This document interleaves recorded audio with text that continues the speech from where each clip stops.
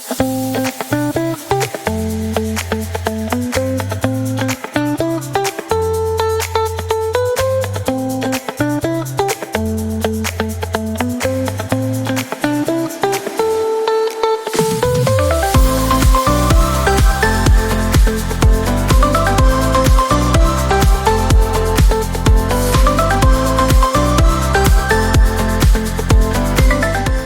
2014, a small amusement park opened its gates in the quiet town of Zator, Poland.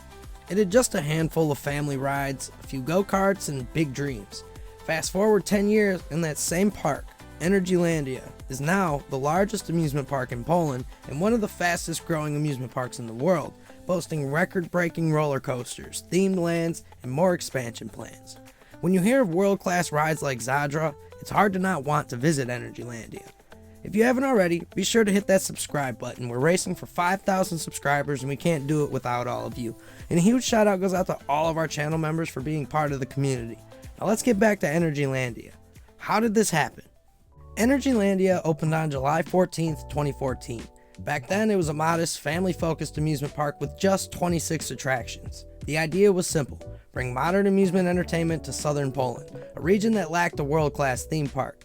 It was built on a former agricultural site and backed by a wealthy Polish entrepreneur known for his investments and interest in motorsports. While the early days weren't flashy, the vision was already massive. But here's the critical detail: Energylandia was able to launch and expand so quickly thanks to large-scale financial support, particularly from the European Union funding programs. Poland had been receiving billions in EU structural and cohesion funds throughout the 2010s, and local governments were eager to invest in tourism and infrastructure to boost regional economies. According to several sources, Energylandia benefited from these programs to help build roads, parking, and early phases of the park itself. This wasn't just a private dream, it was a government-supported development effort to turn Zator into a tourism hub. The early days weren't flashy, most rides were off-the-shelf models. The biggest draw? Go-kart tracks and a few water attractions. But behind the scenes, the team had more visions to get to, and lots of space to grow. Energylandia didn't waste time. Year after year, it added new rides and expanded aggressively. By 2015, it opened the roller coaster Mayan, a Vekoma SLC, and one of its first major thrill rides. But what set Energylandia apart was how it approached its business model. Cheap land meant expansion was easy and affordable. Low labor costs compared to Western Europe gave them an advantage in construction and operations. They pursued ride partnerships with Vekoma, one of the most cost-efficient and reliable manufacturers in Europe, allowing them to build multiple coasters on a tight timeline. And the park also leaned into volume over intricacy, adding lots of attractions fast instead of waiting for the perfect theming or IPs. In 2016 and 2017, the park debuted Formula, a Vekoma launch coaster, and began rolling out more intense attractions while still catering to families. Visitor numbers were growing, and so was international curiosity. By 2017, it was clear this wasn't a small regional park anymore.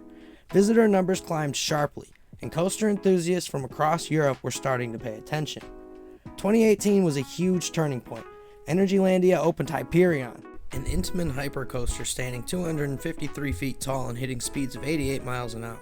Suddenly, the coaster world was paying attention. This wasn't just a Polish park, it was now a world-class thrill destination. Then came Zator in 2019, an RMC standing at 206 feet tall and globally recognized as one of the best coasters out there. That same year, the park launched its first themed land, Dragon Zone, beginning a new phase of immersive theming. The coaster count passed 15. The number of guests skyrocketed. Energylandia was still benefiting from ongoing EU investment in the region, as well as strategic reinvestment. Every new ride brought more guests, and they didn't waste the revenue. They spent it on the next big attraction, almost immediately. While many parks slowed or paused construction during the COVID-19 pandemic, Energylandia accelerated. With much of the construction handled in-house or through local partnerships, they weren't as vulnerable to global shutdowns. In 2021, they opened Aqualantis, an underwater-themed zone anchored by Abyssus, a multi-launch Vekoma shockwave coaster. Aqualantis showcased increasingly detailed theming and a commitment to building full-scale themed lands, not just coasters. By this point, the park had over 100 attractions and 2 massive water parks, one outdoor and one under construction indoors. In under a decade, Energylandia grew to over 120 attractions, including 20 roller coasters, water rides, dark rides, and 2 massive water parks. It claimed the title of the largest theme park in Poland and one of the most coaster-dense parks in the world, rivaling even Cedar Point and Six Flags Magic Mountain. In 2022 and 2023, the park continued to build, preparing for its newest land, Sweet Valley, aimed at younger guests. The park was no longer just growing, it was diversifying. From family areas to extreme thrill rides, it now had something for everyone. Energylandia also benefits from its low-cost operating base, allowing it to build coasters for a fraction of what they cost in Western Europe or the US, and often faster. So, how did they pull this off so fast? EU funding that helped build the infrastructure and attract public and private investment early on. Private wealth and reinvestment. The park's founder had deep pockets and every profit was reinvested immediately into expansion. Strategic partnerships, mainly with Vekoma, allowing them to build coasters fast and cost effectively. Low cost for the cheaper land, labor, and materials compared to other European nations. No licensing cost. There's no expensive IPs to license, everything is original, keeping costs down.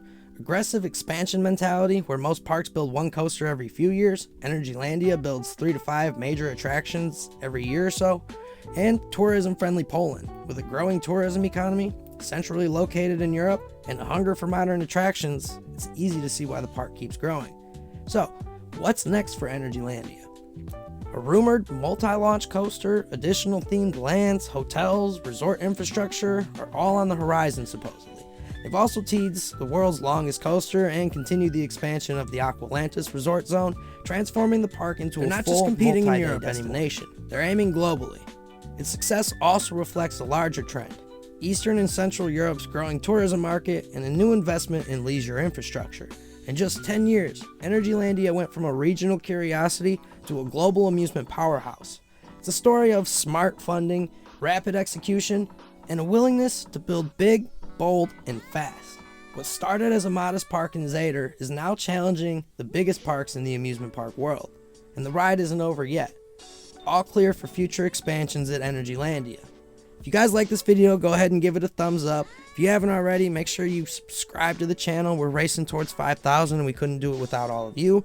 And a huge shout out goes out to all of our channel members for being a part.